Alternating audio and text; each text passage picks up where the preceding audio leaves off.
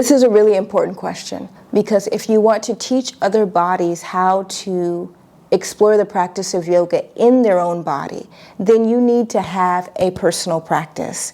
What is going on, fam? It's your girl, Abiyala Akani here, back with a new YouTube video.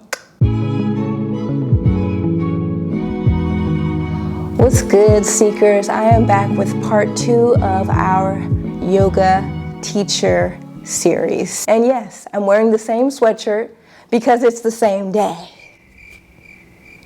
And I don't feel nothing about it. Once again, if you're coming in and you are looking to become a yoga instructor, you have an interest, but you're feeling uncertain as to how to move forward, this video series is going to be for you. Make sure to watch part 1 of this video series to help you decide if you actually want to teach yoga or you want to deepen your personal study. So let's get into part 2 of the series. The next question you might want to be considering, if you are feeling that call right in the pit of your belly to become a yoga teacher, is how long have you been practicing? Meaning you need to have an experience with the practice of yoga in your body.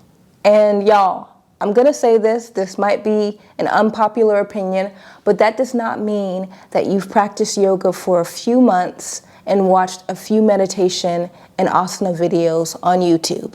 I done said it. What it means to have a personal practice is you've begun to build a relationship with this practice, maybe starting with asana, maybe moving into meditation, that's allowed you to cultivate self-inquiry. The practice of yoga means to yoke or unite the mind and body, and the invisible agent that's doing that is the breath. And the reason why we want to do this is because we want to study the mind and body. We want to actually begin to study our internal reality, what's happening between the eyes and the ears.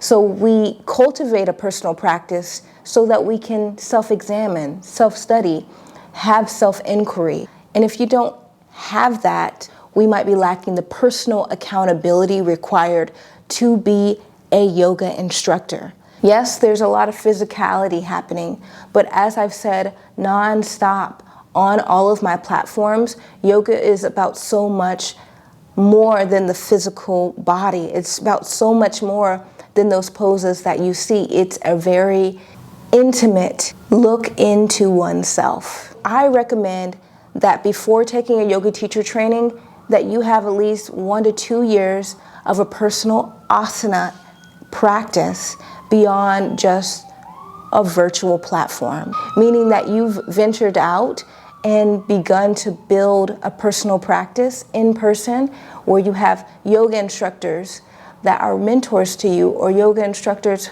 who really resonate with you, and that you have a continual practice that you have with them, or exploring the practice in a studio that you've cultivated community with and built relationship with instructors with.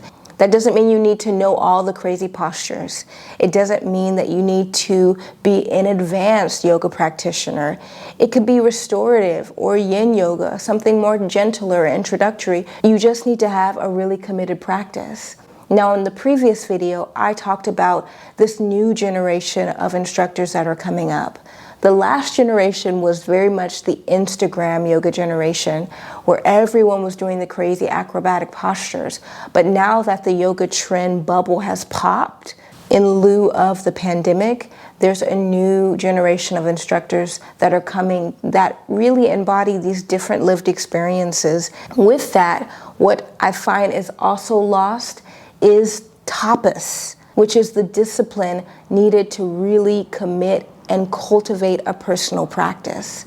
The last generation, although we were Instagram yogis, we were really committed to tapas, which is one of the 8 limbs. We were constantly committing to the practice, disciplining ourselves, and getting on our mats, and committing to this practice to cultivate this practice in our body and begin to understand the inner workings of our mind. This new generation, some of y'all are coming in with only a small taste of the practice, introduced maybe through YouTube or through virtual platforms because of the pandemic. are now wanting to rush and teach. And you might find if you do that and you move into a yoga teacher training, you're going to be frustrated with what you're learning because it might bump up against your lifestyle, or it might bump up against who you believe yourself to be.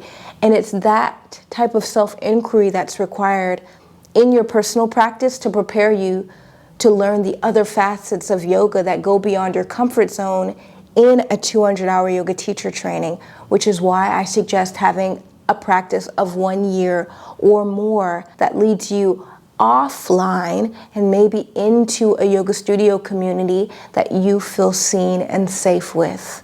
So, things to consider, and I know it probably expands your definition when you think of a personal yoga practice. So take a moment to sit with the answer that comes up for you.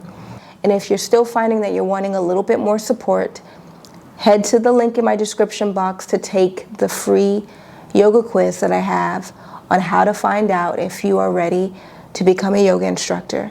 This quiz is short and sweet, y'all. It's less than 2 minutes, and I know that it will be of benefit and help to y'all.